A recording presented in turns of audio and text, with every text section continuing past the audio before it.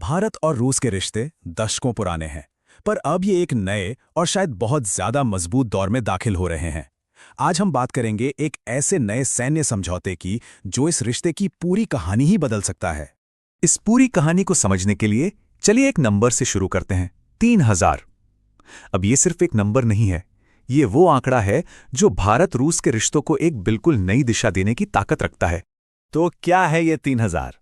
ये है उन सैनिकों की संख्या जो भारत और रूस अब एक दूसरे के देश में तैनात कर सकते हैं। और सुनिए, ये किसी आम मिलिट्री एक्सरसाइज की बात नहीं हो रही है। हम बात कर रहे हैं एक गहरी, लंबी स्ट्रेटेजिक पार्टनरशिप की। सैनिकों की तैनाती की ये जो नई क्षमता है, ये एक खास समझौते के तहत आ रही है जिसका नाम है रिलॉस। और इसका दायरा सैनिकों से कई ज्यादा बड़ा है। इसमें युद्धपोत और लड़ाकू विमान भी शामिल हैं। चलिए इस समझौते की खास बातों पर जरा गौर करते हैं। 3000 सैनिक, 5 युद्धपोत और कई विमान। पर सबसे बड़ी बात जानते हैं क्या है? ये समझौता सिर्फ शांति के समय नहीं, बल्कि जंग के दौरान भी लागू रहेगा। और यही बात इसे एक असाधारण रूप से शक्तिशाली पैक्ट बनाती है।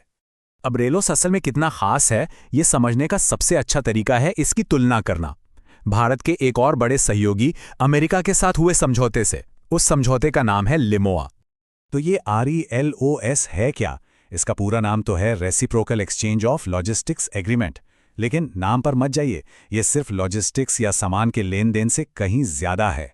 इसका असली मकसद है दोनों देशों की सेनाओं को एक दूसरे के साथ बहुत गहराई से जोड़ना।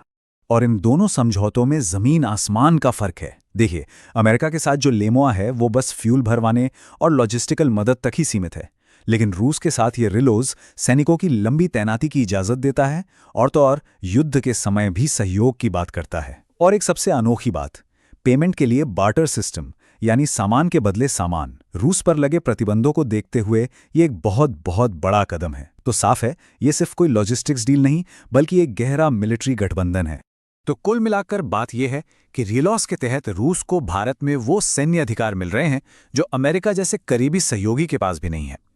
ये भारत की विदेश नीति का एक बहुत बड़ा और साफ संदेश है। लेकिन यहाँ एक बड़ा सवाल खड़ा होता है, ये समझौता जो इतने सालों से अटका हुआ था, वो अचानक अब जाकर फाइनल क्यों हुआ है? कहते हैं ना, जियोपॉलिटिक्स में टाइमिंग ही सब कुछ होती है। एक कहावत है, कॉन्टेक्स्ट ही किंग है। और इस समझौते का कॉन्टेक्स्ट है दुनिया में बदलता हुआ पावर बैलेंस। तो ये सिर्फ एक डील नहीं, बल्कि मौजूदा ग्लोबल सिचुएशन पर भारत का एक बहुत सोचा समझा रिएक्शन है। ये समझौता ठीक ऐसे समय पर हुआ है जब अमेरिका की विदेश नीति बदल रही है, खास तौर पर पाकिस्तान को लेकर उसका जो नरम रवैया दिख रहा है। और ईरान के साथ बातचीत में पाकिस्तान को एक मीडिएटर बनाना, ये सब नई दिल्ली के लिए चिंता की बात है। ऐसे में कई लोग RLEOS को अमेरिका के इन कदमों पर भारत का एक खामोश लेकिन बेहद मजबूत जवाब मान रहे हैं। पर मौजूदा जियोपॉलिटिक्स से भी आगे इस समझौते में भारत के लिए एक ऐसा लॉन्ग टर्म स्ट्रेटेजिक फायदा छिपा है जो शायद इसका सबसे अहम पहलू है। तो सवाल ये है कि ये भारत की ग्लोबल पहुंच को कैसे बदलता है? आखिर ये समझौता दुनिया के किस खास हिस्से के दरवाजे भारत के लिए खोल रहा है? और इसका जवाब छिपा है रूस के मरमंस्क बंदरगाह में। जी हां, इस पोर्ट पर अब भारतीय नौसेना को पहुंच मिलेगी। और ये बंदरगाह असल में भारत के लिए आर्कटिक का गेटवे है। अब मरमंस्क कितना जरूरी क्यों है? देखिए, ग्लोबल वार्मिंग की वजह से आर्कटिक की बर्फ पिघल रही है। इससे वहां से व्यापार के नए नए समुद्री रास्ते खुल रहे हैं।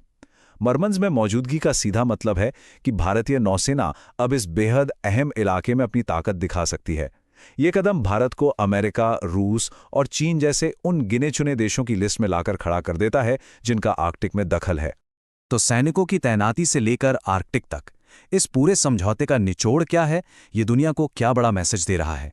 ये कदम साफ कर देता है कि भारत रूस के साथ अपने ऐतिहासिक रिश्तों को कमजोर नहीं, बल्कि और ज्यादा मजबूत कर रहा है। ये पश्चिमी देशों के लिए एक सीधा संदेश है कि तमाम अटकलों के बावजूद भारत रूस की दोस्ती भविष्य में और भी गहरी होने वाली है। और ये हमें एक बड़े सवाल पर लाकर छोड़ देता है। ऐसे समय में जब दुनिया में पुराने गठबंधन बदल रहे हैं और नए बन रहे हैं, भारत और रूस के संबंधों का ये नया अध्याय ग्लोबल जियोपॉलिटिक्स के नक्शे को किस तरह से बदलने वाला है?